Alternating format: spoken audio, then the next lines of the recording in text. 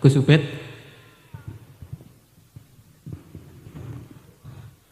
Bismillahirrahmanirrahim.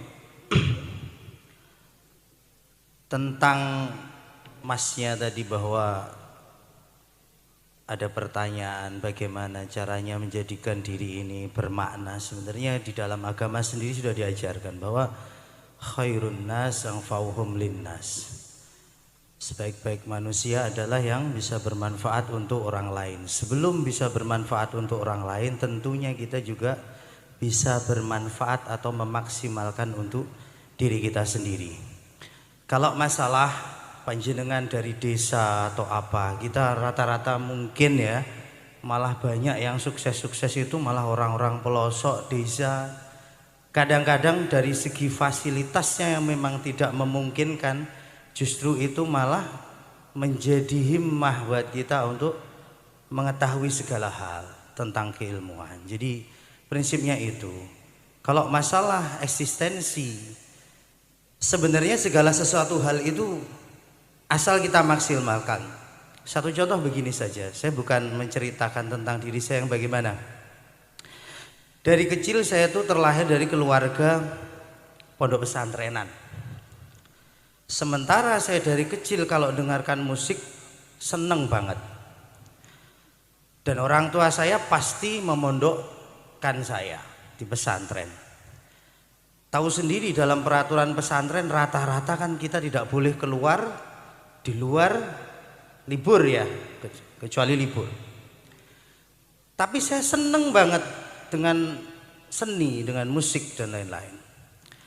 Saya digembleng, dipondokkan, ngaji kitab dan lain-lain, sekolah gak iso musikan, blas, tapi seneng.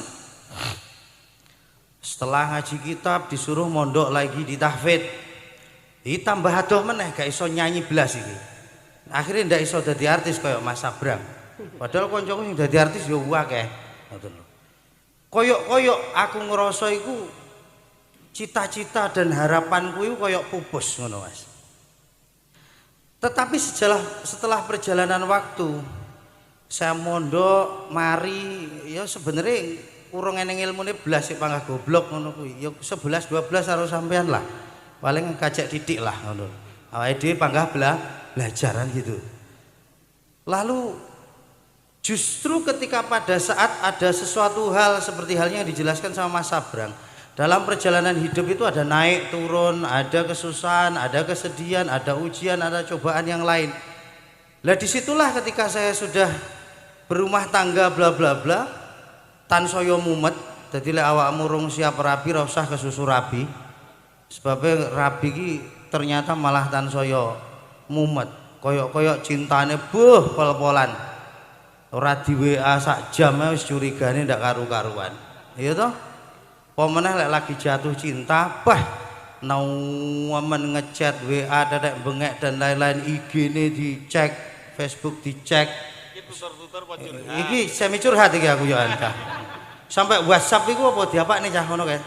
Ben chat oh disadap apal iki mesti tukang nyadap pacare iki. Lembasan ber tuwenanan koyok ngono sampean kadung sak tenane jebule bocahe milih liyane. Ya lemes. Lah ngono kuwi lho.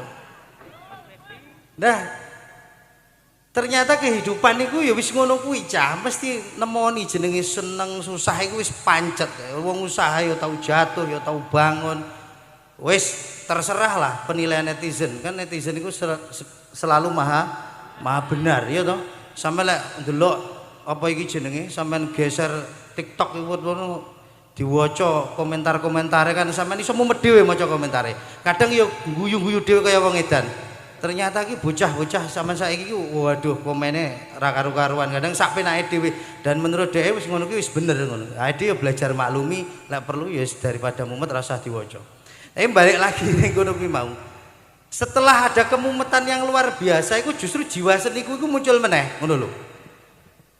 Lah, hubungannya dengan agama apa? Akhirnya aku ki nulis lagu cah. Lho aku ki yo pencipta lagu, ora kalah karo Mas Sabrang yo. Laguku ki diproduksi beberapa label dinyanyekno artis-artis bangsa Happy Asmara dan lain-lain iku lho.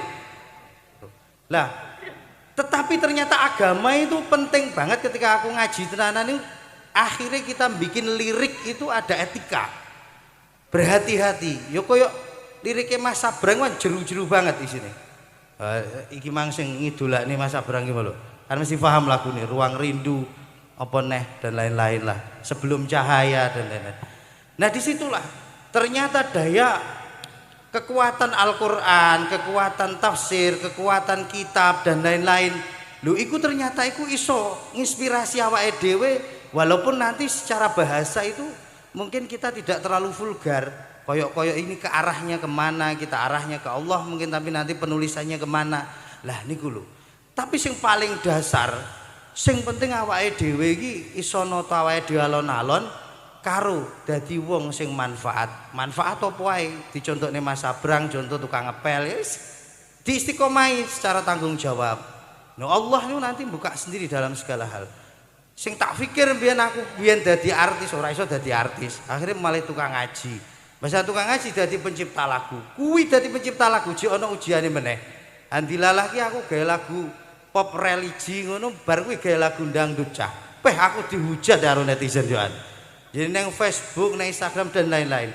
Tapi intinya adalah kita tanggung jawab terhadap karya apa yang kita lakukan itu tadi. Jadi prinsipnya Mas tadi yang Mas bertanya bahwa bagaimana tips memahami beberapa ilmu, setiap orang insya Allah bisa kok belajar alon-alon. Walaupun nanti intinya kita tidak selalu ahli dalam satu bidang tertentu yang lain yang kita minati, tapi setidaknya pengetahuan kita insya Allah itu akan bertambah, dan itu pasti ada hubungannya. Makanya ilmu matematika, fisika yang tadi dijelaskan itu ternyata semua akan bermanfaat walaupun kita memahaminya secara dasar atau mungkin tidak secara fak benar-benar kita paham, alim benar-benar, tapi satu pasti nanti insya Allah kalau istiqomah secara tanggung jawab pasti akan ada yang maksimal dan membawa keberkahan. Wallahu a'lam bishawab.